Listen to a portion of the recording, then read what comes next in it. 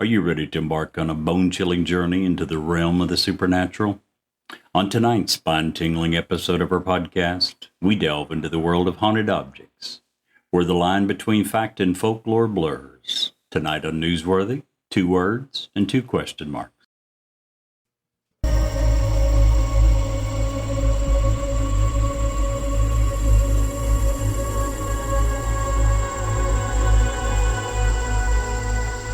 He's alive! Have you checked the children? Get out!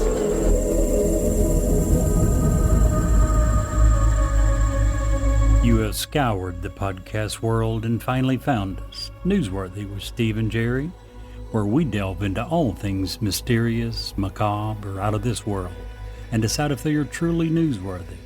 2 words and 2 question marks.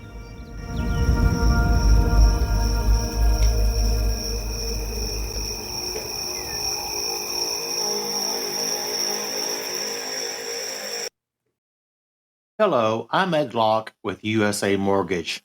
Tax season is upon us. Did you know that 47% of Americans are planning to use their tax refunds for everyday expenses, home improvements, and vacations? What if you used your tax refund for a new home instead? Again, this is Ed Locke with USA Mortgage. Your tax refund can be used towards down payment, closing costs, or paying down existing debt to help get approved. So before you spend that tax refund, let's get together and see how to best utilize those funds to invest in your future and your new home. Call or text me at 502-680-0953. Again, that's 502-680-0953. NMLS ID 448908, DAS Acquisitions LLC, doing business as USA Mortgage, NMLS ID 227262. This is not a commitment to lend. Additional terms and conditions apply. USA Mortgage is an equal housing lender. Hello, Mr. Steve. Good evening. Jerry, how are you, sir? I'm doing great and getting better. Well, at least you didn't say looking better. 'Cause Well, I that don't would be have a lying mirror. to our I'm audience. well, no. I'm sure I am that too. I just don't have the mirror in front of me to verify. Oh, you have me in front of you. Oh, okay. That makes it even better. That's what tends to make me keep my eyes closed. So. Just say it. Well, I'm a little sad today. We don't have Really? a guest this week. You're right. No We do Clay, not. no Sarah, no Brett, no nobody. And we It's just me miss and all you. of them. We miss all you guys. We do. So how was your week? Did you have a good week? Oh, Well, it was interesting, we'll say, to say the least. well, there's a lot to be said for interesting. At least it's not boring, monotonous, and Yeah, we ended up in the hospital over the weekend. That was fun. yeah, well, okay, that's monotonous is a lot better than hospitals. When I just thought I had a little infection in my elbow, went to the doctor and I was in Lexington anyway. I figured I'd run by the hospital, get some antibiotics, whatever. And they're like, within 30 minutes of getting there, they're talking about like surgery, and I'm like, what? Oh yeah, I'd definitely be like, give me that monotonous back. Yeah, right. So we got through it. No big deal. A couple bags of antibiotics. We're on the right track, so it's all good. Just had an elbow thing. Speaking of, just one of the OGs, one of our long time, probably our first long Double time or mochi? double Double. had a procedure done. We want to wish her the best, Oh, absolutely. speedy recovery. We love her, and we just want her to be 100% again. Absolutely. So you get work on getting better and healing up and all that good stuff. Yeah, I don't like it when our folk are not good. both you and Double are proving me 100% wrong when I said there's a lot of good things about interesting. It's not monotonous. And I'm going, damn. Yeah, I'd be hoping for monotonous over either of those. I had something interesting happen this week. What's that? I was at the grocery store, dude. I dropped a bag of flour. You did? This crap everywhere exploded. I asked the cashier for a broom and a dustpan. I'm not going to leave the mess. She told me to not bother. Turns out it was self-rising.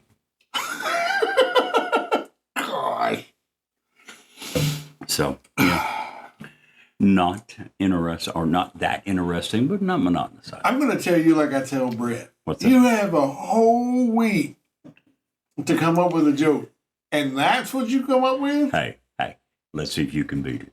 I know I can. Let's see if you can beat it. I know I can. Okay. So We shall see. So I've been helping my son. He's in the academy to become a police officer in a very large city near here. We're trying to buy a house. I've been trying to help him find a house. I'm a realtor, as anyone who's ever listened to the show knows. He was telling me the other day that in the city where he's going to be a law enforcement officer, they have had an epidemic of criminals stealing the wheels off of police cruisers. Really? Yeah. However, the police there are working tirelessly to catch the bad guys. You seriously think that's better than self-rising flour? 1,000,000% my tirelessly. That was my wonderful. Give me my props. Go ahead. You can do it. No. You can do it. Here's what I would say. You had all year, and that's the best you could come up with? All seriousness, Jerry, you'll be very proud. We were sitting What's there, that? we had dinner, and we got done looking at all the houses, and we were sitting there having dinner, and Nick looks at me and he says, "Look." I'm like, "What?" He's like, "That guy's got Jerry's shoes on." And it was a guy that had your shoes on, Jerry. Well-dressed guy. I mean, you didn't say that, but you certainly inferred it, so. No. Yeah. For those that don't know, Jerry is the epitome of the guy with the, The goat shoes. white New Balance. Enough said. Done. They're not solid white. They got the blue stripe down the side. Again, it's the goat of shoes. Why would you try to beat the goat? You have, what, 150 pairs of shoes? I have yet to see one as good. How about these? Yeah, Every bit as good. not. What are we talking about tonight, Jerry? Haunted items, not people, not places. And usually it's places, right? A house or something like that. Cemetery. Or a particular ghost, Right. the haunt, But tonight we're going to be discussing items that are haunted. Yeah, you even have a local one for us. I do. You're going to do one of the big ones that most people have heard of, and if they haven't, they're going to have what tonight? Have their eyes open. I went and got about three smaller ones, that probably haven't heard of, but are just creepy. But what I didn't realize is when I was doing research for this, the absolute plethora of cursed and haunted items that are out there. I've almost researched, and I'll just tell you one that almost made the list, but not quite, was a haunted or a cursed deer skull. Had the skull with the antlers. And I was like, well, that's odd. Very odd. Some lady bought it at a secondhand sale, an estate auction, brought it home. As soon as she put it in her home, most of the people in her house got sick.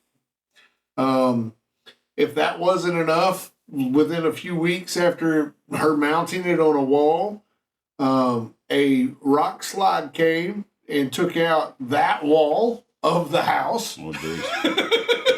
It was really weird. And, there's a lot right up in Cincinnati, in Ohio. There is a couple who has in their basement a whole basement full of cursed and/or haunted items that they keep under a keypad lock and key.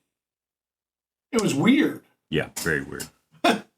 So this is obviously an example of a couple who's gotten very tired of monotony, right? They're tired of the monotonous, the boring, the mundane, and they've decided, let's see how we can make our lives a little more interesting. I watched a video about them, and, they both have jobs. They both go to work every day. They're very normal people. And they they kind of they fell into that just because they're kind of like me. They're just weird.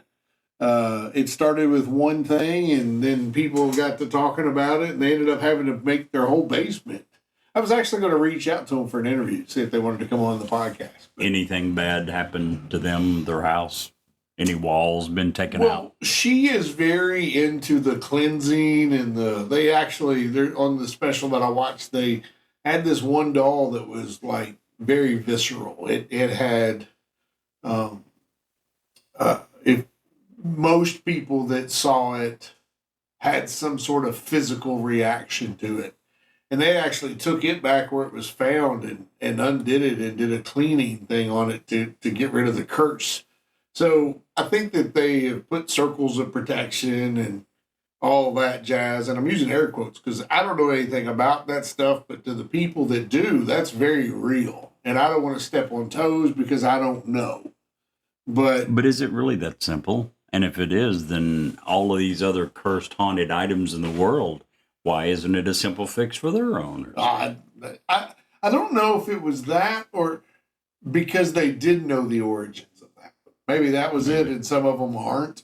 I don't know. And that's the same thing with, like, the ones we're going to talk about today.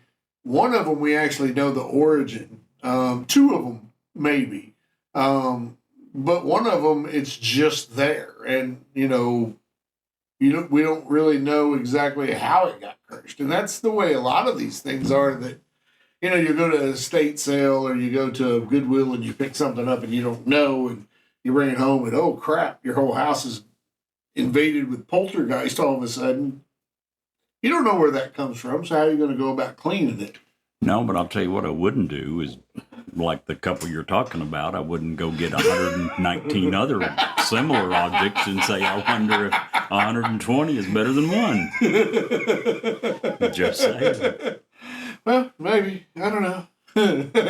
But you said that as far as you knew that they hadn't had bad things happen, so during the interview that I saw, they didn't have any of those reactions. But isn't that part of the problem with these stories? If you don't exaggerate somewhat, if you don't add to the mystique, how well known is it? Are you helping the value? The item that I'm going to be talking about, it's highly believed that a few of the people made up a ton of the myths and legends that go along with it, simply trying to up its value. Their thinking being that even though it's bad press, it's bad things, that it's going to generate more publicity, it's going to get more people talking about it. So, again, we talk about this with a lot of the things that we discuss, whether it's UFOs or ghosts or whatever. There's certainly a portion of it that's BS. It just is. Right. People are making it up. People are trying to cash in and write a book or get their 5 minutes of fame or whatever. And being the skeptic that I am, that's usually one of the first things that goes through my mind is part of this just someone trying to manufacture big parts of the story. Yeah. Yeah. I try to be skeptical but I have a much more open mind to this stuff, which is probably why I've experienced more than someone who doesn't, who is completely, it's hogwash, but I really believe that a lot of this, how did I say this? If there's no monetary gain or fame game there, it's really easy to believe a lot of this stuff. If somebody's doing it to get notoriety or they're doing it to get money, sell a book, okay, yeah, that's probably hogwash. If they're just a normal person in conversation, they're not gaining anything from that. What are they gaining? To play devil's advocate for some of them, as I said a minute ago, it's probably nothing more than trying to get their 5 minutes of fame. Some Gotcha. people, I think, desperately crave that. Well, I'll start the show tonight. I want to talk about, and this article, this story actually comes from the Claremont Sun. It was written by a guy named Mark Hoover. And this is the local one. This happened supposedly just up the road in Frankfort, Kentucky. Basically, it's a story about a plantation owner, a murdered slave, and a wooden chest, and a curse that brought misery to the Cooley family. Sometime back in the 1840s, slave owner Jacob Cooley owned a large plantation just outside of Frankfort, Kentucky. Cooley's slaves considered him a very cruel and evil taskmaster. Once Cooley learned his wife was pregnant, he wanted a chest of drawers built for his newborn. He ordered a slave named Hosea, a skilled carpenter, to build it. Hosea complied and built a beautiful chest of drawers for Cooley's baby. Unfortunately, Cooley didn't approve of the final product. Angered, he beat Hosea unmercifully. Hosea actually died several days later. However, Hosea's murder didn't sit well with the other slaves, and among the slaves was what they called a conjure man, who practiced spells and curses in his homeland, and now in America. The slaves were not going to allow Hosea's death to go unpunished. A group of slaves got the chest away long enough to sprinkle dried owl blood and chant over the chest. The conjure man then placed a curse on the chest. The curse meant death to the future generations of the Cooley family members. Cooley didn't know about the curse. Had he known, he probably wouldn't have believed it anyway. He was probably you, Jerry. Although Cooley didn't like the chest, Probably. Although Cooley didn't even like the chest, he still placed it in the unborn baby's room. Cooley soon became the father of a new son, but any joy from Jacob or his wife was short-lived as the child died within days of birth and became the first victim of the Cooley curse. It's believed that this curse has killed at least 16 people. Here are a few other deaths associated with the curse. One of Cooley's sons was stabbed to death on the 25th birthday. His clothes were kept in that chest. The chest was given as a wedding gift to another couple. The bride died soon after the wedding from an illness, and then the groom died very shortly thereafter in an accident. Author Virginia Carey acquired the chest and used it to store her first baby's clothing. That baby also died. Carey requested help from a servant to remove the curse from the chest. A ritual to remove the curse involved a dead owl and leaves from a willow tree. Supposedly, the curse was lifted. If you're wondering if the chest is real or whatever became of the cursed chest, it's actually now cataloged with the Kentucky Historical Society. The chest of drawers is called the Conjure Chest, and it's actually cataloged under number 1980.20.1. The Society has actually owned the piece since 1976, although it is not kept on display for the public. So it's not sitting in anybody's house, and no one else gets to have the curse attached to them. How about that? Yeah. 16 deaths associated The with only one piece thing of about furniture. that I can't understand is when it got to the point that he believed something was wrong with it. It's a piece of furniture. It's a piece of furniture that he hated so much. He murdered the man that made it.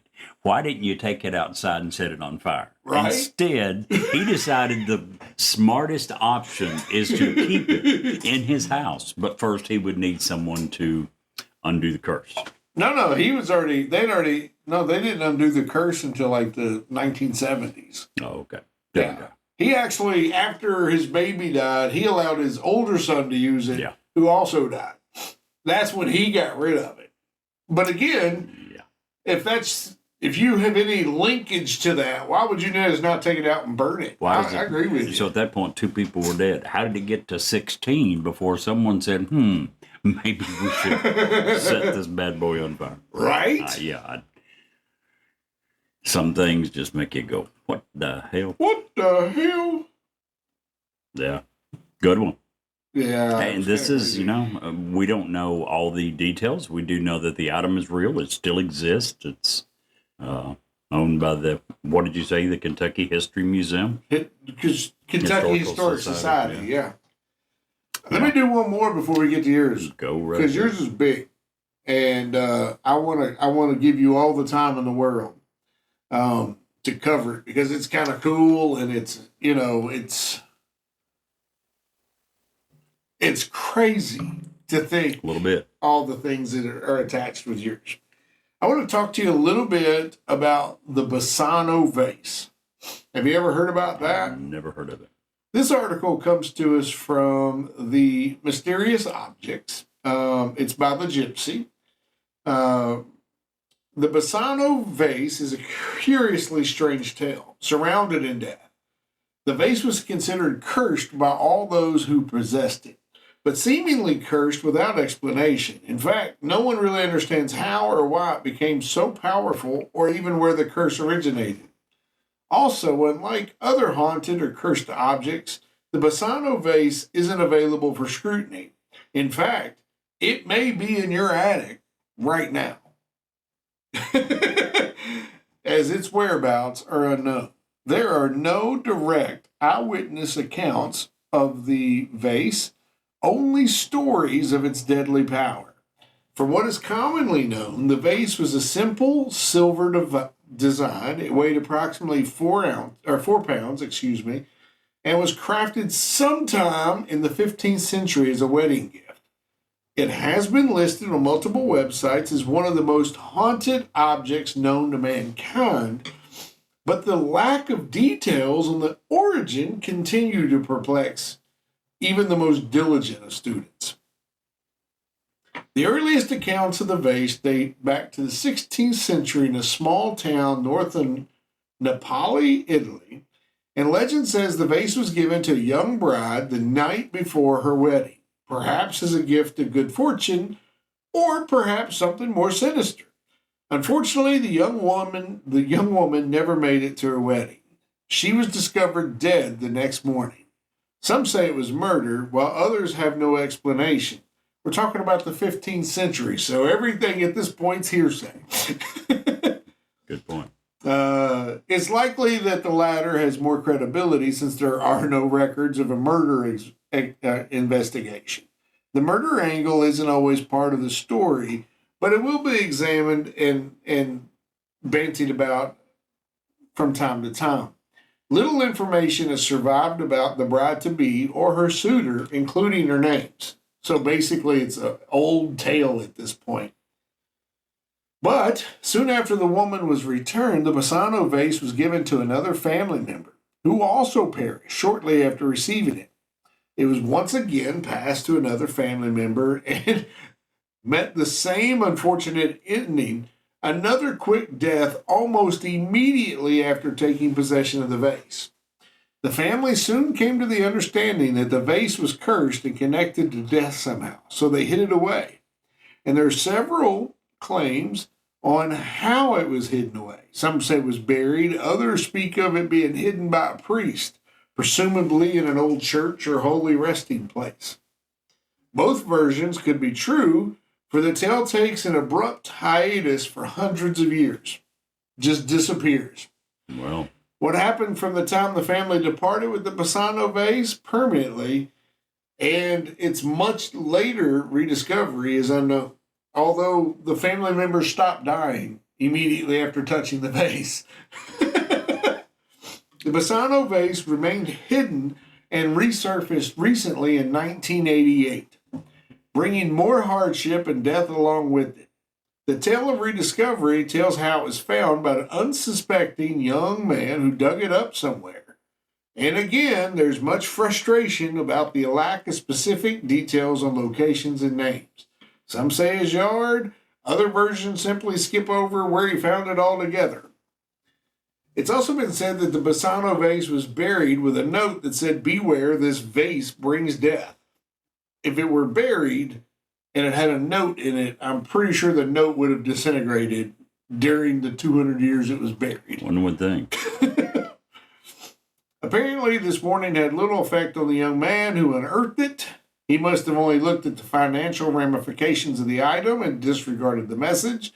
He quickly auctioned off the vase and the warning note, if it still existed, for $2,540 to a pharmacist. And we don't know the name of the auction house or the buyer or the man who made the discovery. However, the poor pharmacist died 3 months after he took possession of the vase. His family sold the vase to a doctor who himself died at age 37, only a few short months later. It was once again sold to an archaeologist who was a collector of artifacts. And guess what? Within 3 months, the archaeologist also died. He had a mysterious infection, hopefully not in his elbow. Yeah.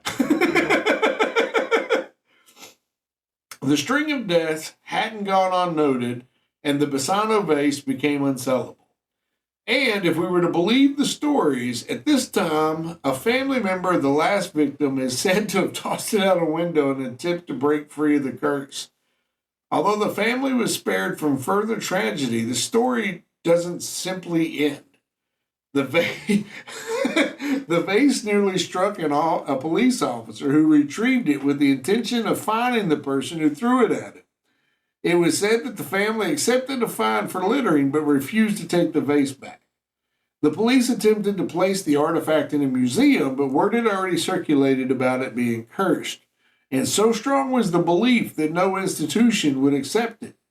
This fact is somewhat difficult to comprehend since many of the world's Egyptian artifacts, King Tut's mummy and everything out of King Tut, that's all cursed.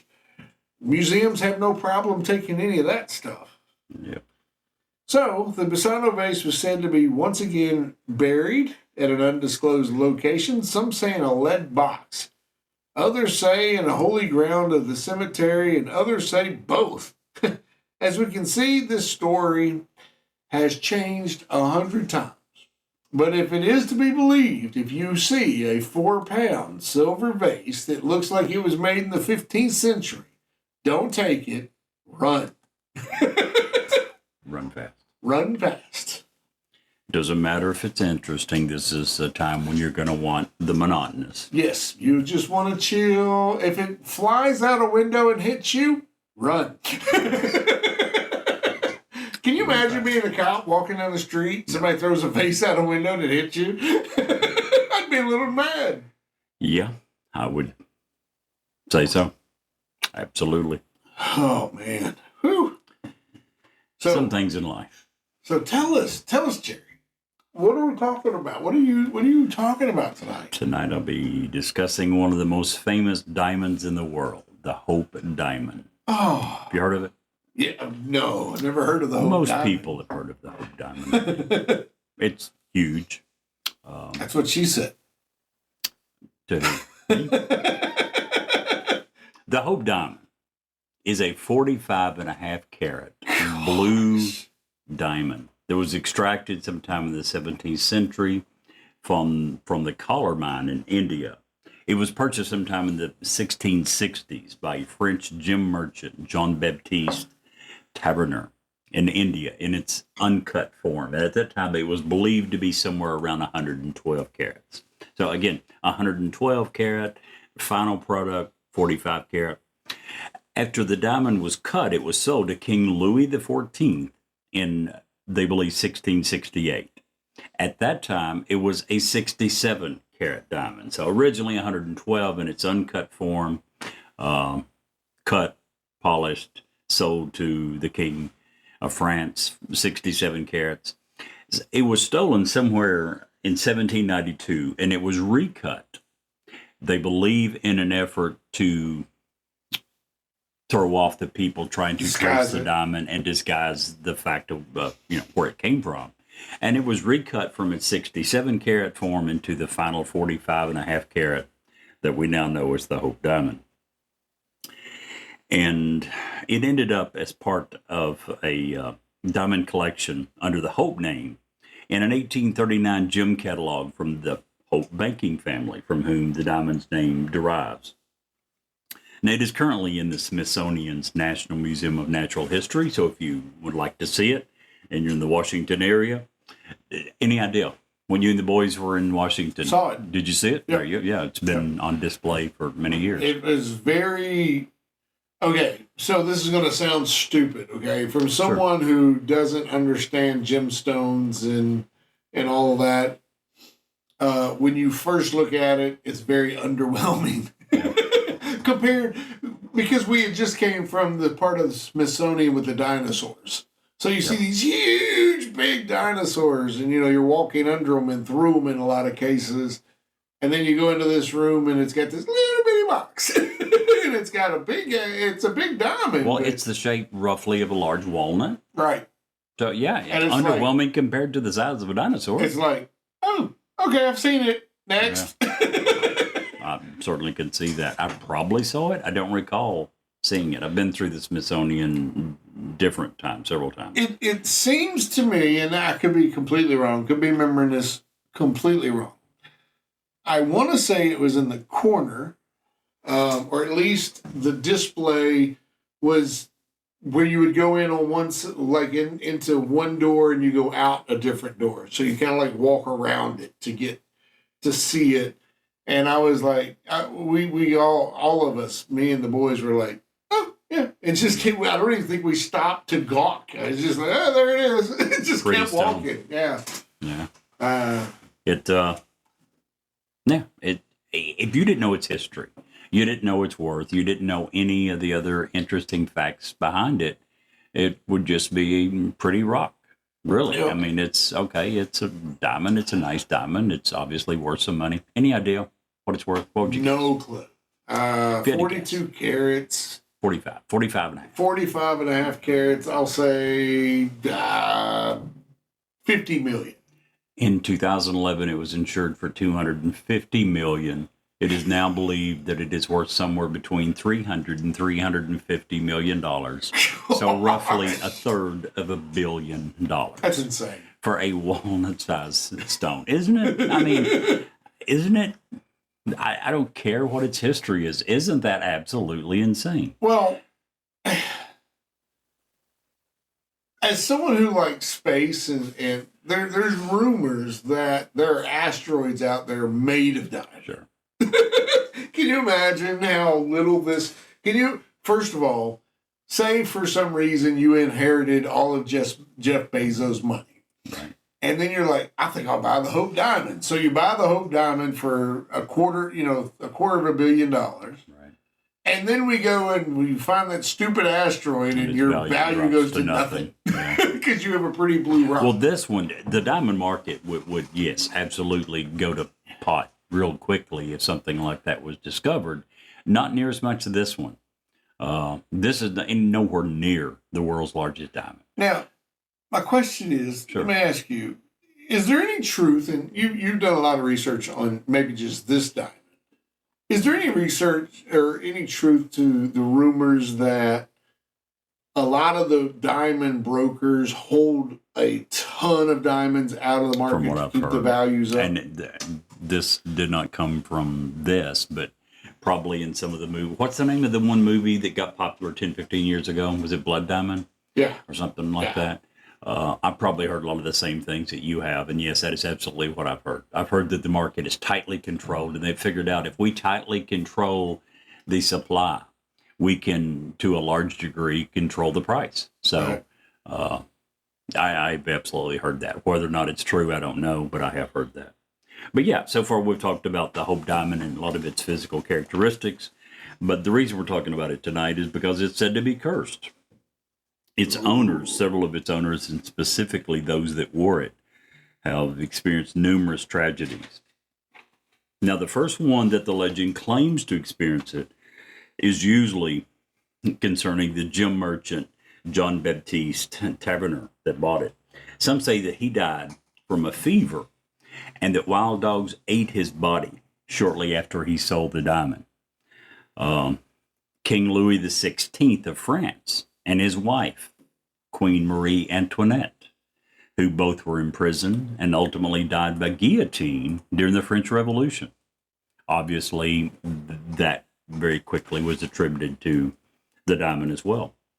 During this period of the French Revolution, thieves broke into the royal storehouse and they stole most of the crown jewels, including the diamond. At that time, it was called the blue something, I forget. It was not called the Hope Diamond yet. It wasn't called the Hope Diamond until it made it into England. and was cut down to its current 45.5 carat size. It was inherited by Lord Francis Hope in 1884. Now, he ended up having to sell the diamond to settle his bankruptcy debts in 1901 for the equivalent of roughly $4.5 million. Now, during this time, his wife ran off with another man during the bankruptcy. So, if the diamond's a curse, she ended up with the short end of the stick because he went bankrupt, he lost his wife. Her name was Mae Yo, and she was a very famous actress and singer. Mayo. Yo, Yohe, Yo. Now, she left Lord Hope for Colonel Putnam, who she ended up marrying and moving to Japan with a few months later. Shortly after that, he had spent all the money that she had. Again, she's a famous actress, a famous singer. She was worth a considerable amount of money. Colonel Putnam had very quickly ran through everything that she had. When it was over, he sent her a note telling her that he was very sorry, but he had stolen all of her jewelry and had committed suicide, that he was dead. Now, he hadn't actually committed suicide. He wasn't dead. He just didn't want her chasing after him with what little she had left, which was her jewelry. But she did anyway. After going to the newspapers and telling them how that he had spent all of her money, he had mooched off her, he had taken everything she had, he'd stolen her jewelry, and claimed to have committed suicide, she found him living in London. She went to London to confront him. He then redeclared his love for her, threatened to end his life for good this time if she didn't take him back. And, of course, she did. He again very quickly went through everything that she had earned since he had last left her. By this point, she was in her early 40s. Her career had essentially evaporated. She was losing her voice, her looks, her career, money, and husband. And she ended up leaving him yet again, or he left her yet again. But she got married again, Captain John Smuts. Now, by all accounts, this time she married a good guy. But he became an invalid during World War I, where he was an officer, and she was once again forced to become the breadwinner of the family. When that was over, she ended up cleaning houses for the last 3 decades of her life. Wow. In her early 70s, she finally lost her sanity. Now, the diamond finally made its way into the Pierre Cartier family, the illustrious Cartier jewelers. And he eventually sold the diamond to the billionaire Evelyn Walsh McLean, whose husband or family owned the Washington Post, very well-to-do Washington, D.C. family.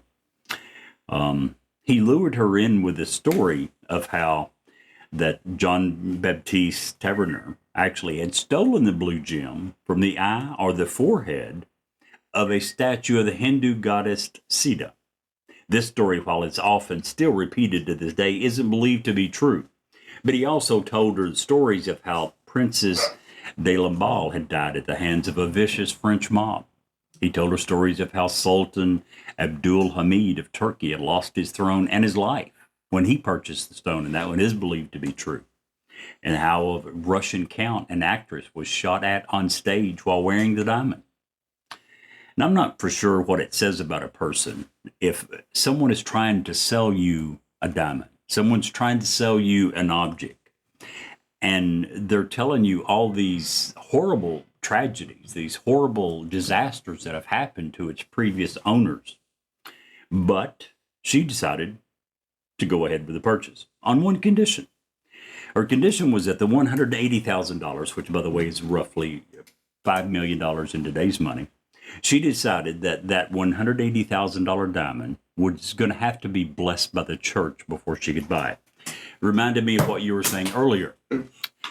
Trying to cleanse the item, right? Right. That's what it was obvious that she was doing. She believed at least enough of the tales that Cartier had told her to make her want the item, but also to be a bit afraid of it. She was determined that she was going to get it blessed by a priest in the church before she got it, and she was going to get rid of the curse. Now, that was in the process of happening. It was in the church. It was on this beautiful pillow, and the priest was about to bless it, when lightning pierced the sky and thunder shook the building's foundation. Lightning had struck the church. She took it as a sign of good luck. Good luck. She wore the diamond as her lucky charm. She claimed it was her good luck charm, even after her husband ran away with another woman, even after her son died in a car accident, even after her family business, the Washington Post, went bankrupt, even after her daughter died of a drug overdose. What?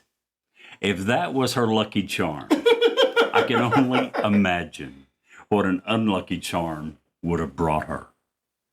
Oh my God. She finally passed away in 1947. She was deeply in debt. 1949, her jewels, including her entire jewelry collection, including the Hope Diamond, were sold off. Harry Winston ended up with the mysterious stone. He displayed it for roughly 10 years. He let the public enjoy its beauty. He then donated it to the Smithsonian Institution, where it still resides today, in the Harry Winston Room in the Hall of Geology, Gems and Minerals of the Natural History Museum in Washington, D.C. Now, before it arrived at its current home, it allegedly cursed one more man, the post-delivery man, who was tasked with bringing it, the diamond, to Washington, D.C., to the Smithsonian. After he made the delivery, he was in 2 auto accidents. He shattered his leg and suffered a leg wound, after which he lost his wife and dog to untimely deaths and suffered a house fire. So I guess the PSA for the day is be careful what you call your good luck charm. Lordy. That, by the way, that's a short list of the people and tragedies that are attributed to the Hope Diamond. The list, there's another 10 or 15 that just for brevity's sake I decided weren't quite as interesting and didn't go into, but it's literally a long list of people that supposedly have come into contact with it. Some of them we know were probably manufactured stories. Yeah. Cartier, we know, made up a few, trying to sell the diamond, trying to increase its historical value, if you will. Right. Even so, a lot of these we know what absolutely happened. We can't say for sure that it was because of the diamond. You know, the French Revolution was why King Louis XVI and his wife, Queen Marie Antoinette, were imprisoned and ultimately killed by guillotine. Would that have happened without the stone? Probably. But it's, you know, if you look at any of these, it's most of these, you could probably explain it away. When you begin to put it all together, I certainly would not want to possess, much less wear the diamond. So, even at $250 million with a B dollars, Roughly a third. It was insured in 2011 for I $4 give you this stone. You're not going to wear it? I would probably attempt to very quickly sell it. I'm not saying I would give it away. You're not gonna saying I model would it, though? refuse it. I would not model it. No.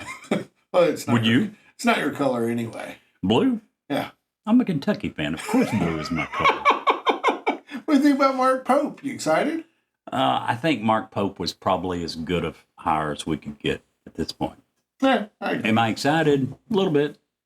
I think he's going to bring some old school values back to Kentucky. I think the one and dones will probably be kind of over for a while. I think he'll have some people stick around Probably. because he's not known to recruit the McDonald's All-Americans all the time. But Well, he also came from a school where that probably wasn't a Available. possibility. yeah, So if he has those quality students or athletes and they're upfront and say, you know, I'm only interested in being there for 1 year, do you honestly think he's going to turn them down? No. I don't either. I mean, they're too good. No, I don't think he will necessarily be like Calipari and look exclusively for that. Right. Calipari took it too far. He was to the extent he was saying, we want them to leave in 1 year. It was almost a disappointment if they didn't. Yeah. So that's taking it too far. I don't think he'll be anything like that. Do I think he'll do a good job? Yes. Do I think in the first 5 years he's going to have a winning percentage anywhere near Calipari's? I think Calipari was around 77%. That's pretty good. Calipari's, if I'm not mistaken, was second best ever in of Kentucky coaches. It was very good. Yeah. So now the last 4 or 5 years were a huge disappointment, especially when you look at the postseason. So I'm not just saying that a change didn't need to be made. Oh, it absolutely. But yeah, it'll be a rebuilding period for a couple of years. yeah, and well, all the players that were on the roster are gone. All the the McDonald's All Americans, all of every one. So you're right. It'll be a rebuilding year. You can hear Jerry getting him another cough drop. Yeah. He's got a cold. Had it for 2 or 3 weeks. Can't kick it. Well, So, would you model the diamond? well, you know what they say. What? I don't have to put it on to make it look good. There you It just has to be near me. Oh, So- okay. How close would you allow it to get to you? Oh, I don't know. How far is Washington away at this point? There you go. By the way, you mentioned about you had gone to see it.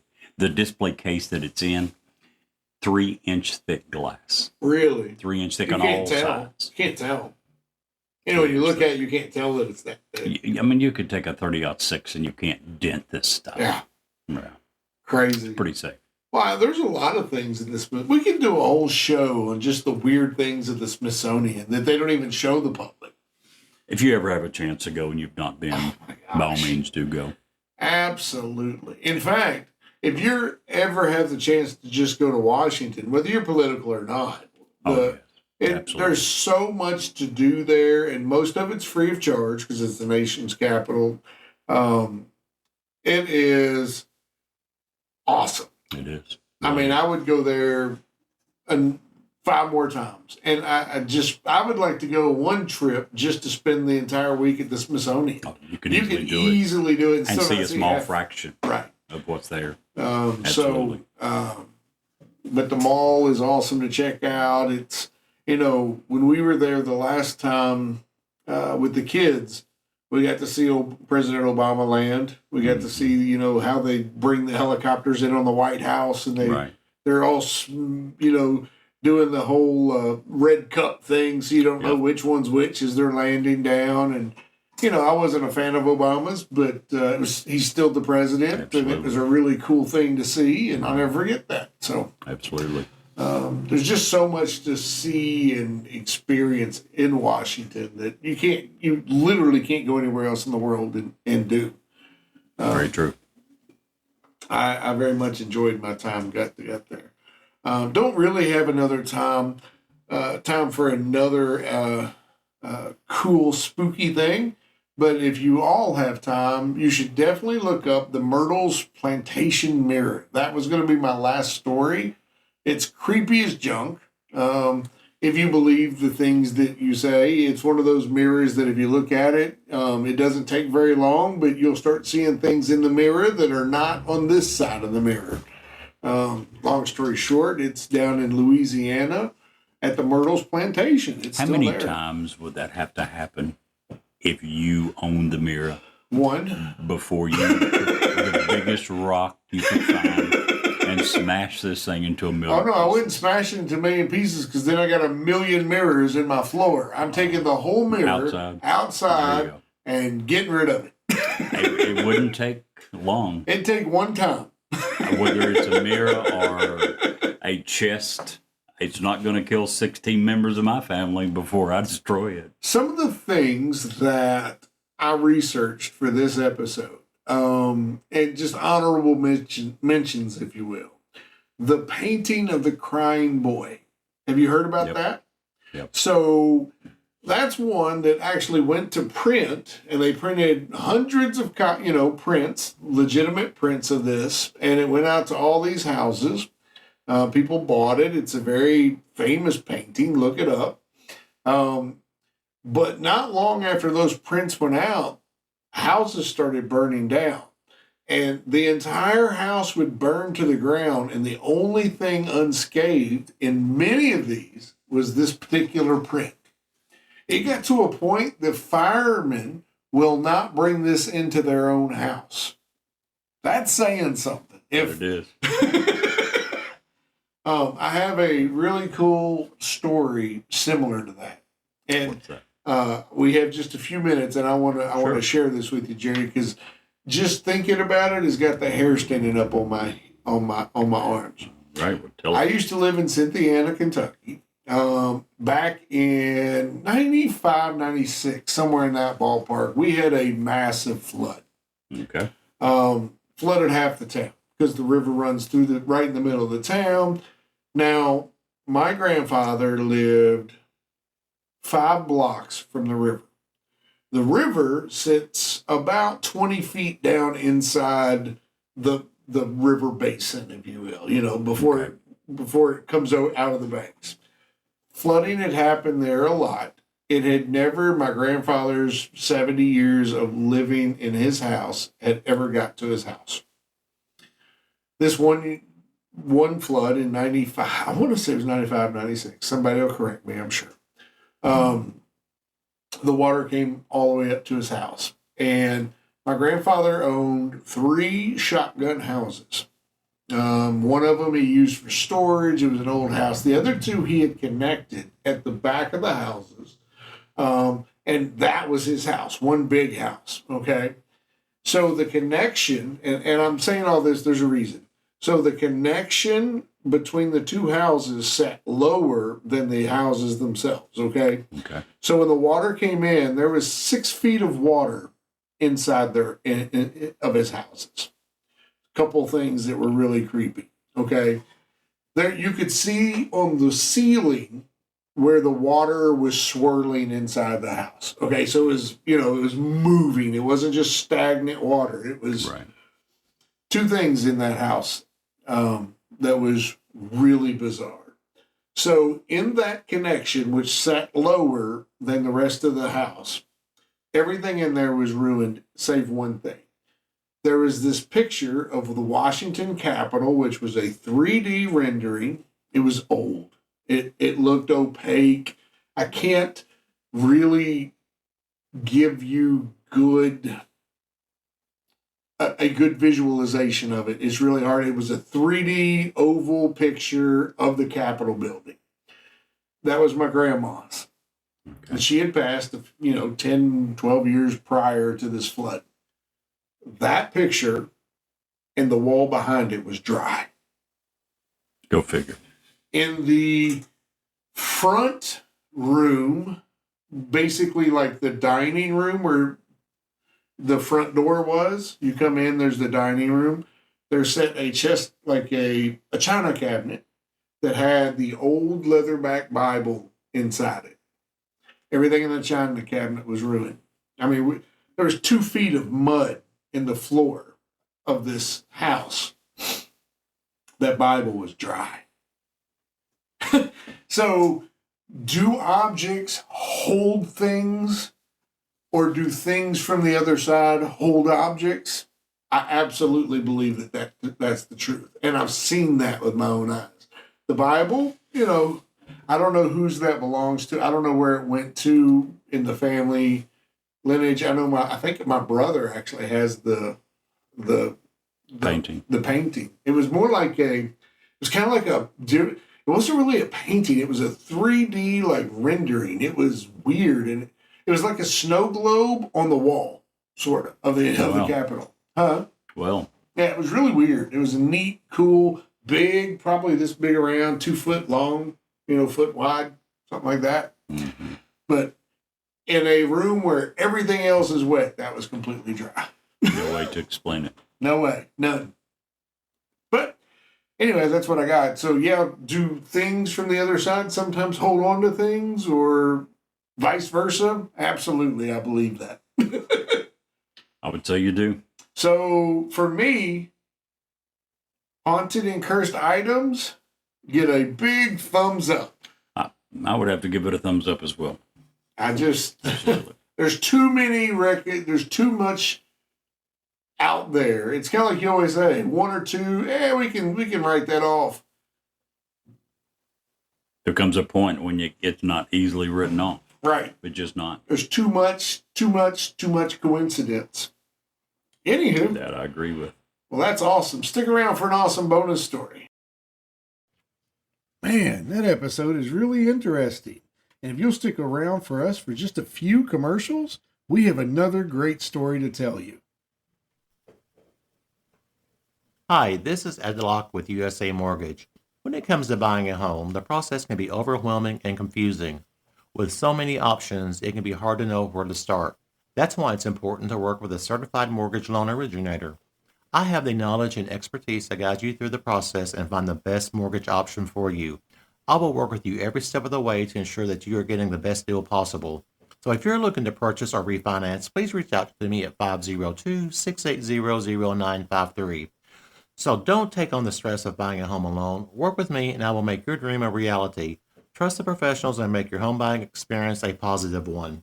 MLS ID 448908, DAS Acquisition Company, LLC, doing business as USA Mortgage, MLS ID 227262. This is not a commitment to lend. Additional terms and conditions apply. USA Mortgage is equal housing opportunity. If you want us to review or rate your product on air, if you have suggestions for new episodes, awesome ghost stories, or anything else, please reach out to us. Our email address is newsworthywithsteveandjerry@gmail.com. Our text number is area code 540-709-1318. And now, back to the story.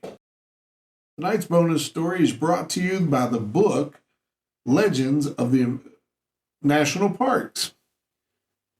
Some of the monsters, myths, and legends of the national parks have cruel intentions. Others are benevolent. But there is a third category, a group of creatures where we just don't know what their intentions are.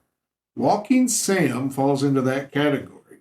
Indigenous Oglala Lakota ghost stories told at the Pine Ridge Reservation in South Dakota say that Walking Sam is a spirit of sorts, a ghost or a boogeyman who walks behind adolescents who are extremely depressed, youngsters who are so unhappy that they're considering suicide.